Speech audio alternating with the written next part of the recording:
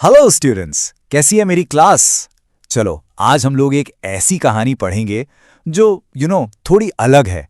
हम पढ़ने वाले हैं धर्मवीर भारती का एक बहुत ही फेमस प्ले अंधा युग। और इसकी सबसे खास बात क्या है, ये जीतने वालों की कहानी नहीं है। ये कहानी है उनकी जो महाभारत की जंग हार गए, उनकी जिनको इतिहास में शायद ही कभी याद किया जाता है। Interesting right? तो चलिए शुरू करते हैं। अच्छा, एक सवाल पूछता हूं आपसे। हम हमेशा उनकी कहानियां सुनते हैं जो जीत जाते हैं, है ना? उनके जश्न, उनकी सेलिब्रेशंस, सब कुछ। पर कभी आपने सोचा है कि उस शहर का क्या होता है जो हार जाता है? उसके अंदर का माहौल कैसा होता होगा? वहां के लोगों पर क्या बीतती होगी? चलो आज हम उसी हारे हुए शहर हस्तिनापुर के अंदर झांक कर देखते हैं। तो चलिए सीन 1 इमेजिन कीजिए। महाभारत की 18 दिन की भयानक जंग अब खत्म हो चुकी है। धीरे धीरे रात हो रही है, अंधेरा छा रहा है और कौरवों की जो सेना हार चुकी है, टूटी फूटी बिखरी हुई, वो शहर में वापस लौट रही है। जरा सोचिए, ये वही सेना है जो 18 दिन पहले कितनी शान से रंग बिरंगे झंडे लहराते हुए जंग के लिए निकली थी, और अब लौट रही है तो क्या हाल है। रथ टूटे पड़े हैं, हर तरफ बस विधवाएं हैं, बुजुर्ग हैं और खून से लथपथ घायल सैनिक। मतलब पूरी सेना बिल्कुल बर्बाद हो चुकी है। एक ऐसा मंजर है जिसे देखकर किसी की भी रूह कांप जाए। और इस मंजर के बीच अब हम मिलते हैं उस शहर के राजा से, धृतराष्ट्र। अब जैसा कि हम सब जानते हैं, वो जन्म से अंधे थे, तो वो अपने शहर की ये तबाही अपनी आंखों से देख तो नहीं सकते, पर क्या वो इसे महसूस नहीं कर सकते? बिल्कुल कर सकते हैं। और उनका जो दर्द है ना, वो उनके शब्दों से साफ झलकता है। वो कहते हैं, मैंने युद्ध के बारे में हमेशा सिर्फ सुना था, लेकिन आज मैं इसे अपने हाथों से छू के महसूस कर रहा हूं। सोचो इसका मतलब क्या है। वो कैसे महसूस कर रहे हैं? अपने ही सैनिकों के जख्मों को छूकर, उनके कटे हुए हाथ पैरों को छूकर। उनके लिए जंग की असलियत यही थी। और तभी एक जख्मी सैनिक घुटनों के बल रेंगता हुआ किसी तरह राजा के पास पहुंचता है। उसकी जबान कटी हुई है, वो बोल नहीं सकता, लेकिन फिर भी वो इशारे से कहता है, जय हो। एक हार चुका टूटा हुआ सिपाही अपने हारे हुए राजा की जय कर रहा है। Just think about the irony here. और इस पर राजा का जो जवाब आता है ना, वो सच में दिल चीर देने वाला है। वो कहते हैं, आज गूंगों के सिवा मेरी जय जयकार और भला कौन करेगा। इसका मतलब समझ रहे हो? उन्हें अपनी हार का, अपनी गलतियों का पूरा एहसास है। वो जानते हैं कि अब कोई नहीं है जो उनकी तारीफ करेगा, सिवाय उस बेचारे के जो बोल ही नहीं सकता। ओके, अब सीन थोड़ा आगे बढ़ता है। अचानक से पूरे शहर में एक अजीब सी दहशत फैल जाती है। एक डर का माहौल बन जाता है। लोग घबरा जाते हैं, लेकिन क्यों? एक अफवाह आग की तरह फैलती है। पहरेदार आपस में फुसफुसाते हैं, शहर में एक दुश्मन घुस आया है। सबको डर लगने लगता है कि अब क्या होगा। यह दुश्मन पूरे शहर को तबाह कर देगा।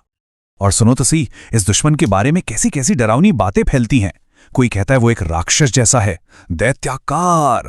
कोई कहता है वो जादूगर है, जादू टोना जानता है, मायावी। एक गार्ड तो हद ही कर देता है, कहता है वो बच्चों को कच्चा चबा जाता है, शिशुभक्षी।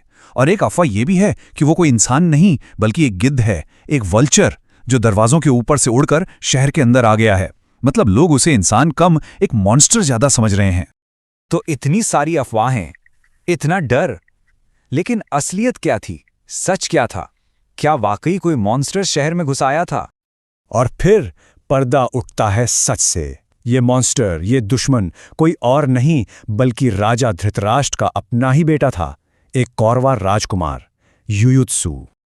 अब आप लोग सोच रहे होंगे कि अपने ही शहर में, अपने ही घर में उसे दुश्मन क्यों समझा जा रहा है? वेल, इसके पीछे एक वजह है। देखिए, युयुत्सु कौरवा था, लेकिन महाभारत की जंग में वो अपने परिवार के खिलाफ पांडवों की तरफ से लड़ा था। क्यों? क्योंकि वो जानता था कि उसका परिवार अधर्म यानी गलत रास्ते पर है, और उसने चुना सत्य का साथ, सच का साथ। जरा उसकी जगह खुद को रख कर देखो, कितना मुश्किल फैसला रहा होगा, है ना? एक तरफ उसका परिवार है जिसका साथ देने का मतलब था झूठ का, गलत का साथ देना, और दूसरी तरफ है सच, जिसका साथ देने का मतलब था अपने ही परिवार का दुश्मन बन जाना। उसने सच को चुना, और इसकी कीमत क्या चुकाई? वो अपने ही लोगों के लिए एक मॉन्स्टर बन गया, बिल्कुल अकेला। और अकेलेपन का दर्द उसके शब्दों से टपकता है। वो कहता है, काश काश मैं भी चुप रह गया होता, काश मैंने दुर्योधन की गलत बातों को अनदेखा कर दिया होता, तो कम से कम आज अपने ही परिवार से मुझे इतनी नफरत तो ना मिलती। सोचो, सच का साथ देकर वो अपनों के बीच ही पराया हो गया। और अब आता है इस कहानी का शायद सबसे हार्ट ब्रेकिंग हिस्सा। युयुत्सु का सामना होता है अपनी मां से, गांधारी से। एक बेटा जो जंग से लौटा है अपनी मां से मिलने जा रहा है। चलो देखते हैं क्या होता है। युयुत्सु आगे बढ़ता है और अपनी मां के पैर छूता है, एक आशीर्वाद की उम्मीद में। लेकिन गांधारी, वो बिल्कुल एक पत्थर की मूर्ति की तरह खड़ी रहती है। ना कोई आशीर्वाद, ना हाथ में कोई हरकत, सिर्फ एक ठंडी पथराई हुई खामोशी। वो अपने बेटे से सीधे बात तक नहीं करती। पास में विदुर खड़े हैं, उनसे कहती हैं, विदुर, इससे पूछो ठीक तो है। इस ताने का वजन सोचो, एक मां अपने बेटे का हालचाल किसी तीसरे आदमी से पूछ रही है। और इसके बाद वो जो कहती हैं वो सीधा खंजर की तरह दिल में चुभ जाता है। वो कहती हैं, ये जो तुम्हारी भुजाएं हैं, ये जो तुम्हारे हाथ हैं, अपने ही भाइयों का वध करते करते उन्हें मारते मारते थके तो नहीं? उसके सच के लिए लड़ने को एक मां ने अपने ही भाइयों का कातिल ठहरा दिया। और बस इतना कहकर वो पलटकर वहां से चली जाती हैं, रुकती भी नहीं, एक पल के लिए भी नहीं, अपने बेटे को वहीं टूटा हुआ बिखरा हुआ अकेला छोड़कर। एक मां ने अपने ही बेटे को डिसोन कर दिया।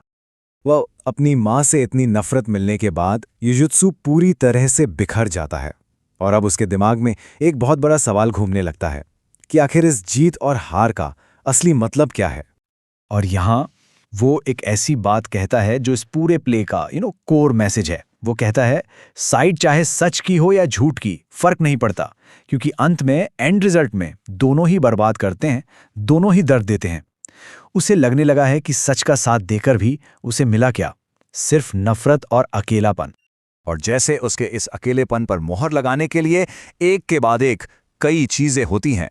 पहले वो उसी गूंगे सैनिक को पानी पिलाने जाता है, लेकिन वो सैनिक उसे पहचान जाता है कि जंग में उसी ने उसे घायल किया था और डर के मारे चीखता हुआ भाग जाता है।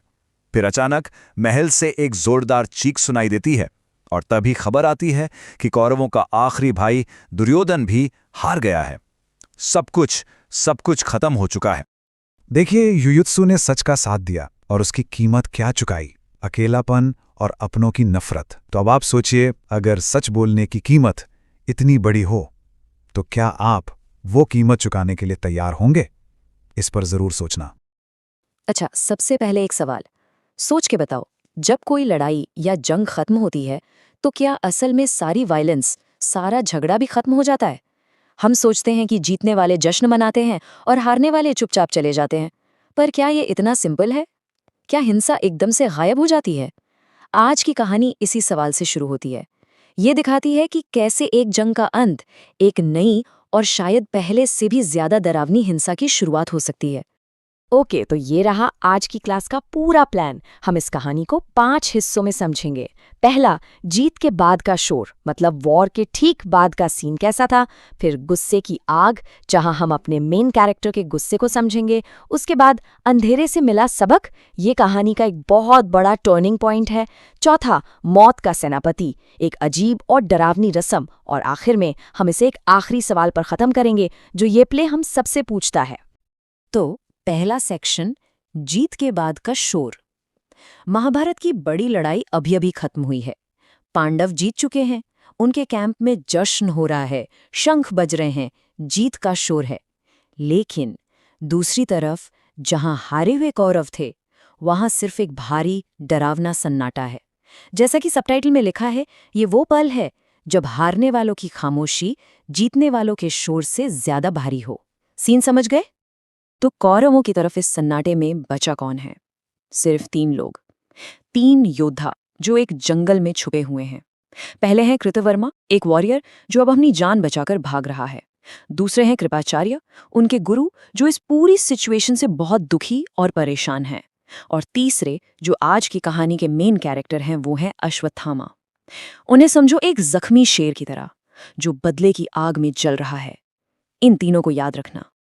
अब देखो, सबसे इंटरेस्टिंग बात, ये जो लाइन है ना, ये हारने वाली साइड से नहीं आ रही, ये पांडवों के अपने कैंप से आ रही है। ये कह रहे हैं बलराम, जो टेक्निकली उनकी साइड पर है, वो गुस्से में है और कह रहे हैं कि भीम ने दुर्योधन को रूल्स तोड़कर मारा है। वो उस वार को अधर्म कह रहे हैं, यानी गलत, अन्याय से किया गया काम।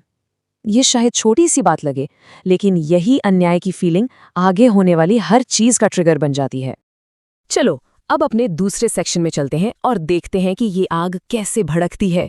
गुस्से की आग, ये अधर्म वाली फीलिंग, ये अन्याय का एहसास अश्वत्थामा के दिल में आग लगा देता है, क्योंकि उसके पिता द्रोणाचार्य को भी धोखे से मारा गया था और अब उसके राजा दुर्योधन के साथ भी वही हुआ। सबटाइटल बिल्कुल परफेक्ट है, एक योद्धा का गुस्सा जब उसकी सारी मर्यादा जला देता है। देखते हैं कैसे। और ये देखो, अश्वत्थामा बलराम के ही शब्दों को दोहराता है।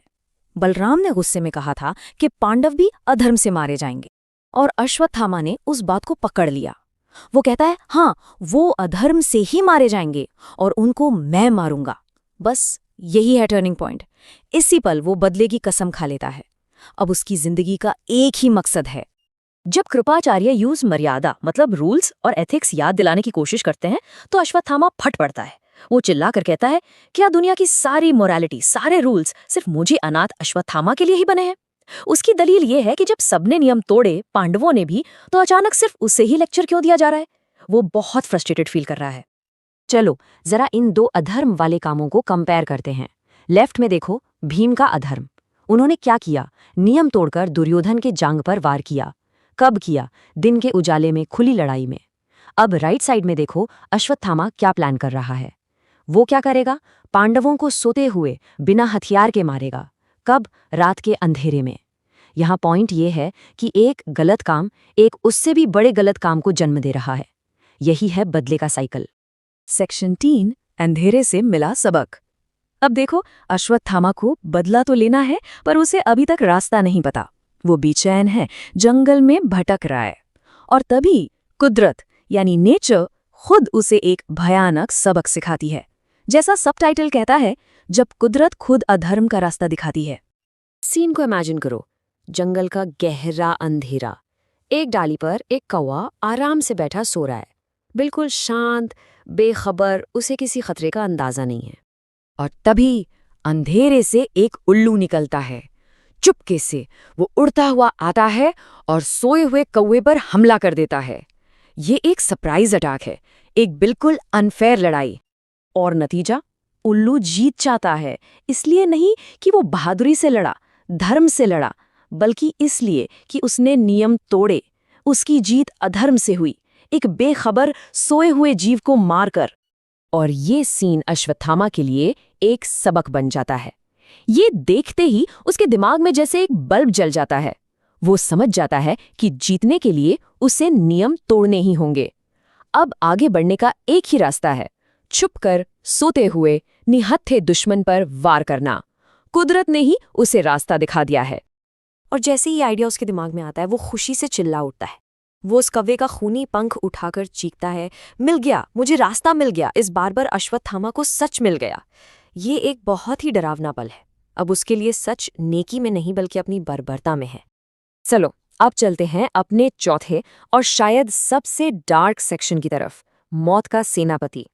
अपने नए प्लान के साथ अश्वत्थामा मरते हुए दुर्योधन के पास जाता है, और आगे जो होता है वो एक बहुत ही अजीब और भयानक सीन है। सबटाइटल एकदम सही है, जब एक मरता हुआ राजा मौत बांटने के लिए सेनापति चुनता है। चलो इस अजीब सी रस्म को आहिस्ता आहिस्ता समझते हैं, जिसे हम अधर्म का अभिषेक कह सकते हैं। स्टेप 1, मरता हुआ दुर्योधन ऑर्डर देता है कि अश्वत्थामा को नया सेनापति बनाया जाए। स्टेप 2, लेकिन अभिषेक की रस्म के लिए पवित्र जल नहीं है, तो स्टेप 3, कृपाचार्य अपने पसीने से अश्वत्थामा का अभिषेक करते हैं। सोचो कितना अजीब है ये। और आखिर में स्टेप 4, जब दुर्योधन को आशीर्वाद देना चाहिए, उसके मुंह से सिर्फ दर्द भरी चीख निकलती है। ये एक पवित्र परंपरा का पूरा मजाक है। और इसमें सबसे अजीब बात पता है क्या है? सोचो, उसे सेनापति बनाया जा रहा है, लेकिन उसकी सेना में सिपाही कितने हैं? स्क्रीन पर जो नंबर है वो सब बता रहा है, 3। बस एक बेटा जिसमें बदले की आग है, एक बूढ़ा गुरु और एक थका हारा योद्धा। वो एक ऐसी सेना का कमांडर है जो है ही नहीं। ये बहुत दुखद है और एक डार्क तरीके से फनी भी। और अब हम आते हैं आखिरी सेक्शन पर, एक आखिरी सवाल।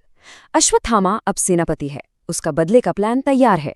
वो क्या फैसला लेगा? नए कमांडर के तौर पर उसका पहला ही ऑर्डर सबकी किस्मत तय करेगा। यहाँ हम देखते हैं कि क्या होता है जब बदला इंसाफ से ज्यादा जरूरी हो जाता है। और ये है वो फैसला, शायद इस प्ले की सबसे ज्यादा डरावनी लाइन। अश्वत्थामा अपना प्लान बताता है, मैं उत्तरा को भी नहीं छोड़ूंगा, जिसके पेट में अभिमन्यु का बेटा पांडव कुल का भविष्य पल रहा है।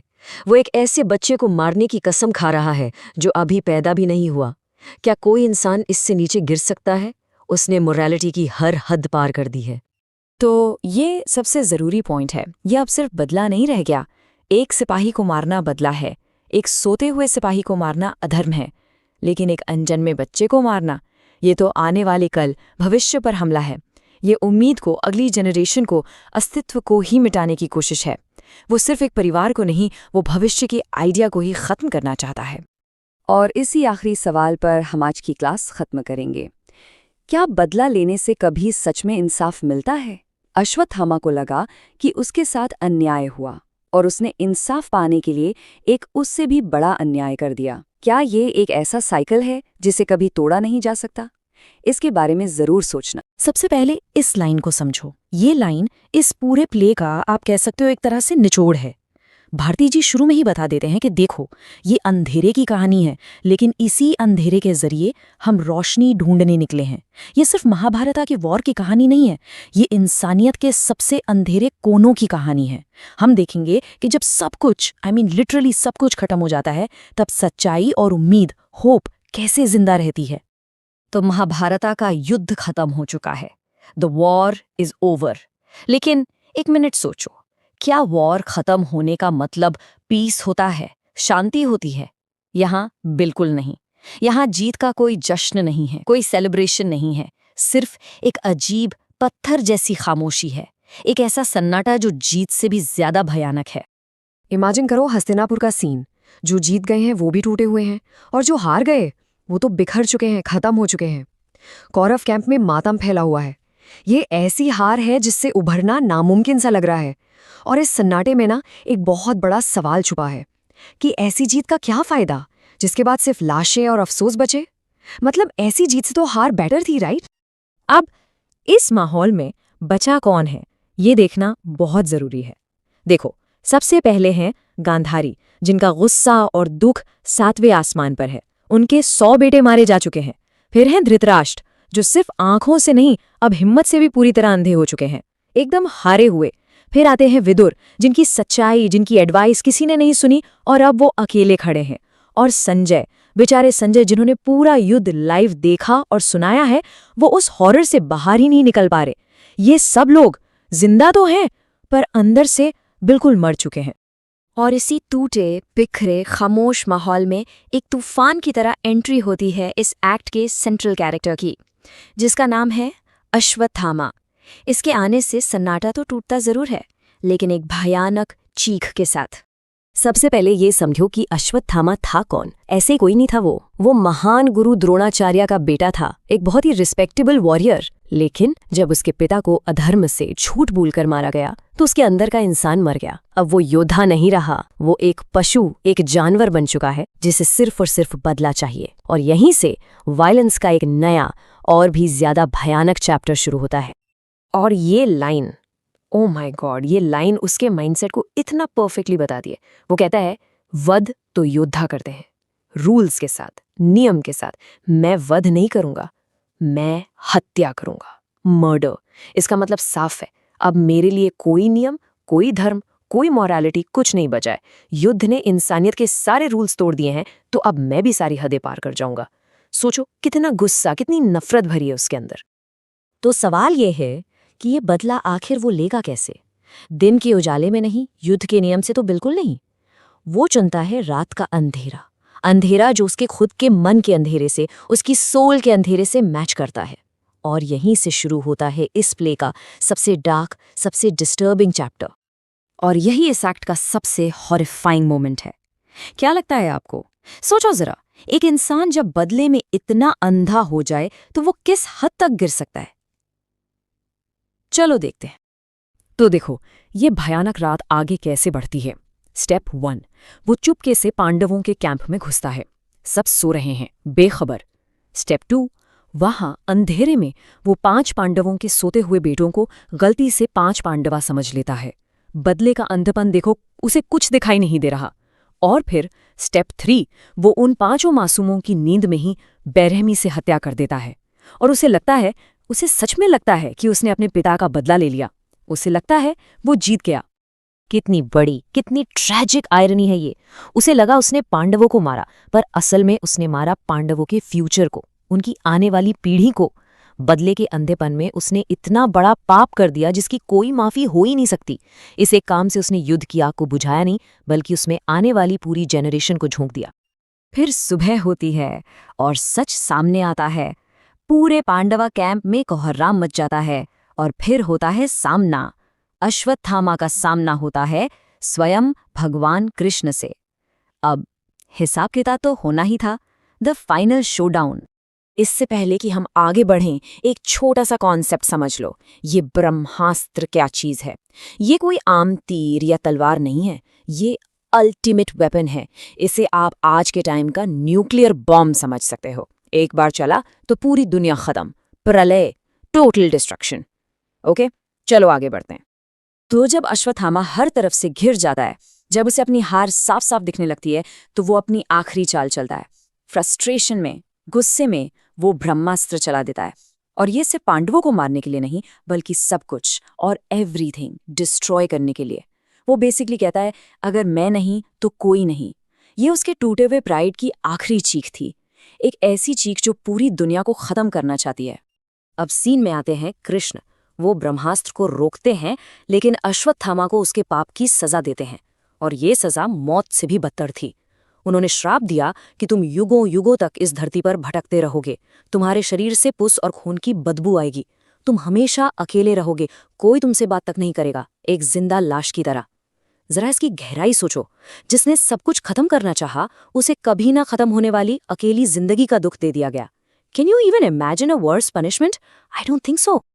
तो अश्वत्थामा का अंजाम तय हो गया, लेकिन उसका श्राप सिर्फ एक इंसान की कहानी नहीं थी, वो आने वाले पूरे युग का ट्रेलर था।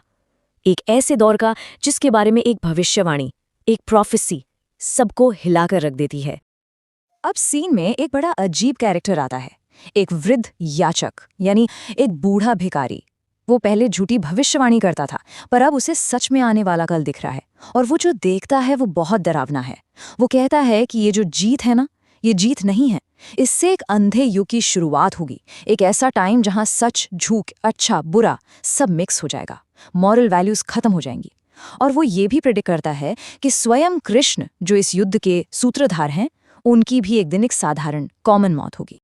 तो यहाँ सबसे ज़रूरी बात यह है कि युद्ध ने सिर्फ आर्मीज नहीं मारी, युद्ध ने इंसानियत, आशा और सच्चाई को भी मार दिया। जीत के बाद उजाला नहीं आ रहा, बल्कि एक लंबा, गहरा, ना खत्म होने वाला अंधेरा आने वाला है। और यही है अंधा युग, द एज ऑफ ब्लाइंडनेस। और इसी सवाल के साथ मैं आपको छोड़ता हूँ, जब बदले की आग सब कुछ जला दे, जब जीत हार से भी ज्यादा दर्दनाक हो, और जब आने वाला कल ही अंधा हो, तो क्या ऐसे युद्ध में कोई असली विजेता, कोई रियल विनर हो सकता है? सोचिएगा जरूर।